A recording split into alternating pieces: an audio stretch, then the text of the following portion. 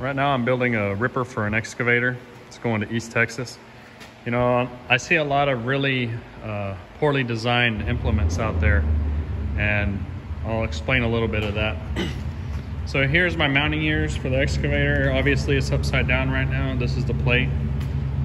As you can see, my plate welds, my ears weld to the plate and then come around and grab it from the bottom. This ensures that it can't be ripped off. And with this plate being trapped in there by this, it also requires less weld. Where if I were to just attach this to this plate and ended this right here, I would have had to put a lot more weld on it. So by going around each one, it's trapped in there and it can't go nowhere. So you only need about half as much weld as before.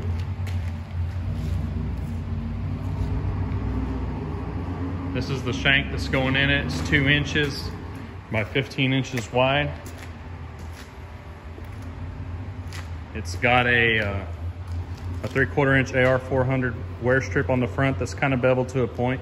He wanted something a little narrower that would cut the dirt and not have a 2-inch face trying to rip through the dirt. So that'll work out good. But it's super heavy. Make it wide, always make it wider than it needs to be, so you ensure that it lasts.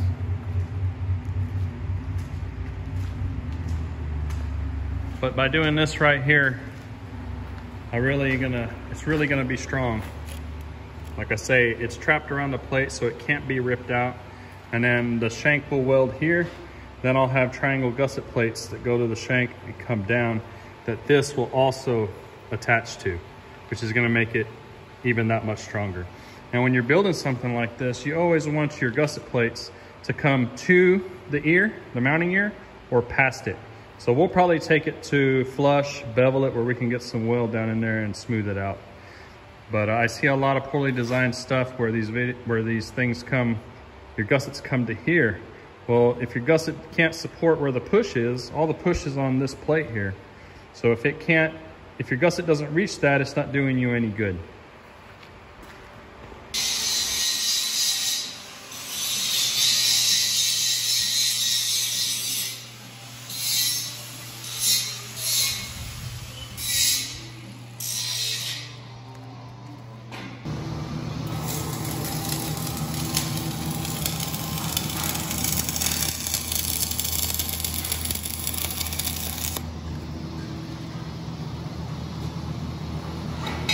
All right, so I completed the stump ripper for the Komatsu 210 excavator.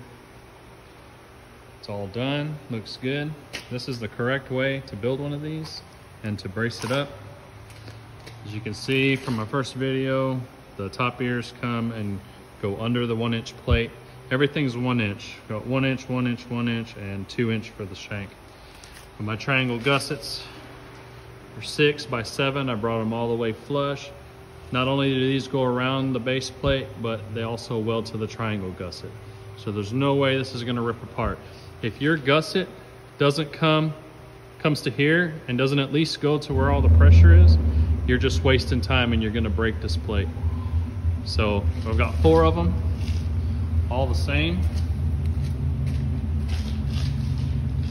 They're all the same, they all connect. Everything's good to go. Go ahead and put our name in there because there wasn't really anywhere else. Put it on with stainless, that way no one can cut or grind it off. I will have no trouble sleeping at night worrying about that thing. It'll never come back broken.